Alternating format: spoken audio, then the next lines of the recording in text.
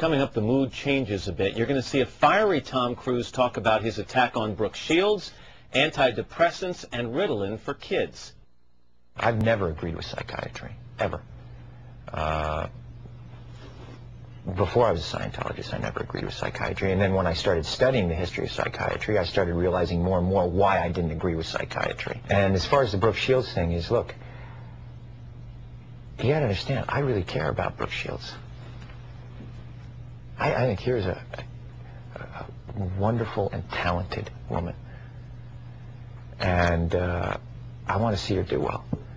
And I know that psychiatry is a pseudoscience. But Tom, if she said that this particular thing helped her feel better, whether it was the antidepressant or going to a counselor or a psychiatrist, isn't that enough? Matt, you have to understand this.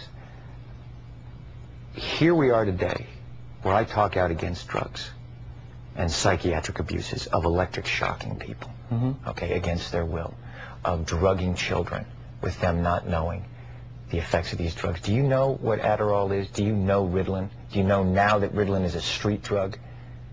Do you understand that? The difference is this was not against her will, though. Matt, I'm asking you a question. Matt, I'm asking you a question. I understand there's abuse of all of these things. No, you see, here's the problem. You don't know the history of psychiatry. I do. Aren't there examples, and might not Brooke Shields be an example of someone who benefited from one of those drugs? All it does is mask the problem, Matt. And if you understand the history of it, it masks the problem. That's what it does. That's all it does. You're not getting to the reason why. There is no such thing as a chemical imbalance. So postpartum depression to you is Matt, kind of a little psychological gobbledygook? No, I did not say that. I'm just asking, what would you call it? Matt, that is the now you're talking about two different things. But that's what she went on the antidepressant for.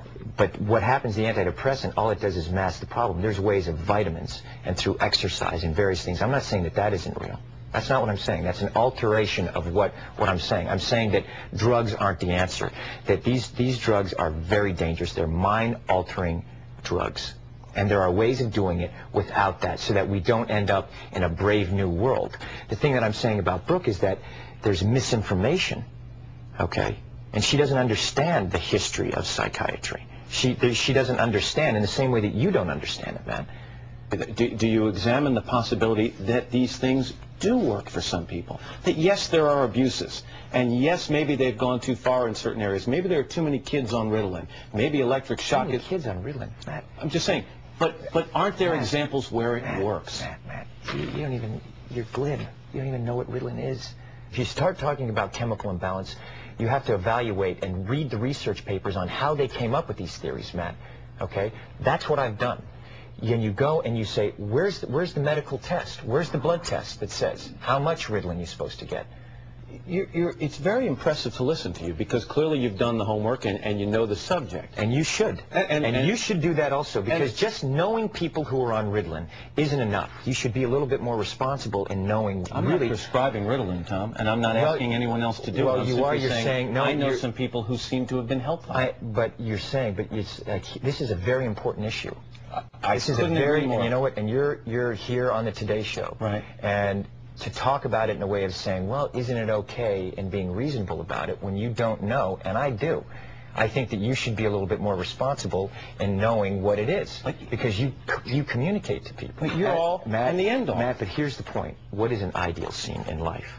Okay?